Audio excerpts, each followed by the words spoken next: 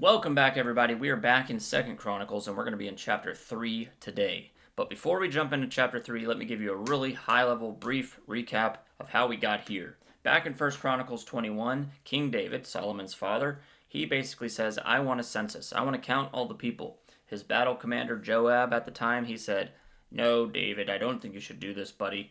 But David says, Nah, we're going to do it anyways. So they count all the people. God becomes angry. He sends a plague. 70,000 people die.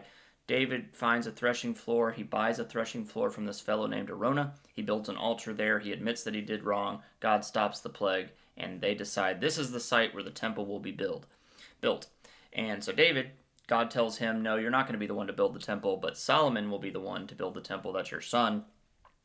And so David doesn't just pout. He starts preparing, he starts organizing, and he's setting up Solomon for success by doing everything he can to prepare for this massive project. So the beginning of Second Chronicles is where Solomon takes over as king, and he then proceeds to continue this organization, continue this preparation for an additional 4 years. And chapter 3 is where we start to see the beginning stages of this temple. So buckle up for a quick and quirky tour of Solomon's temple, and it's basically going to be an Ancient Worlds version of Extreme Home Makeover Divine Edition. So let's go! So picture this. Solomon kicks off this construction on Mount Moriah. Now you might be saying to yourself, Mount Moriah? Where have I heard this name before? Well, that's the famous spot from where Abraham had that near sacrifice drama back in Genesis 22. Also, it's the site of David that we talked about, his plague-stopping altar to the Lord back in First Chronicles. So talk about prime real estate with a holy history. Am I right?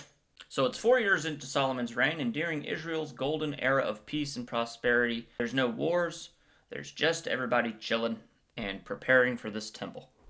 So then you get into the temple specifications. It's 90 feet long, 30 feet wide, 45 feet high, and Solomon decks this place out with cedar wood from Lebanon. He carves it all with cherubim, angels, and palm trees and flowers, and then he slathers everything in gold, which is kind of crazy. You go to the paint store and you're like, "What color do you want?" Gold.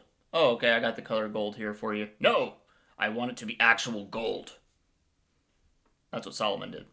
Anyhow, so then he talks about the holy place, the most holy place, I should say. This is the Holy of Holies, and they use 23 tons of gold just in the Holy of Holies, which is insane. The Holy of Holies was the inner sanctum, if you will, 30 feet by 30 feet by 30 feet. It's a perfect cube.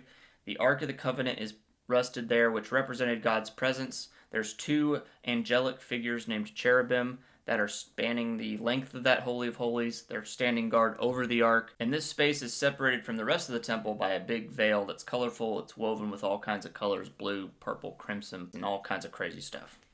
Then up front, at the entrance of the temple, Solomon decides that he wants to build an entrance that is going to capture people's attention, capture the awe of the people that are looking at it. So he builds 2 50-foot pillars, and he names them Jachin and Boaz. Jachin means he establishes, Boaz means in him is strength. These pillars are doing more than just holding up the roof. They are flexing symbolic muscle at the entrance, reminding everyone that God's got the power and God's got stability. So the big message of this chapter ultimately is that God's worth the absolute best in our lives. All these lavish details, materials, the sacred spot in which it was built on, all of this stuff, it screams holiness, awe, and devotion. So it's a real high five to Israel's faith, pointing to God's presence amidst his people. And the cool kind of plot twist here is this all foreshadows Jesus as the ultimate temple where we get to meet with God without having to go into the Holy of Holies or have somebody do that on our behalf. There's no gold overlay required.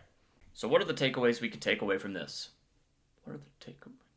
Anyhow, number 1, I think we need to choose sacred ground for our priorities. So this temple site of Mount Moriah wasn't just a random placement. It was linking back all the way to Abraham's faith and back to David's repentance.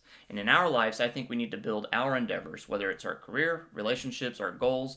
We need to build those on a foundation of meaningful history and values. The second thing that I think is important to note here is that we need to give God our absolute best and not take shortcuts. Solomon here building this temple spared no expense. There was gold everywhere, there were intricate carvings, there were premium materials. All of these things were to honor God's glory. And I think this challenges me to pour excellence into my worship, into my service, and whether it's through time, talents, skills, resources, I need to ask myself, am I offering God my fine gold, or am I just giving him the leftovers? The other thing that was kind of cool here is this temple's design, these big cherubim that were guarding the Holy of Holies, the veil that was separating that access to God. It indicated that God's presence was holy and not just anybody could go walking in there. But we know that through Jesus, the ultimate temple, that through him, the veil has been torn and we have that direct access to God anytime we need it. So the question I have for myself there is, how can I walk out that confidence in my daily life? Won't he do it?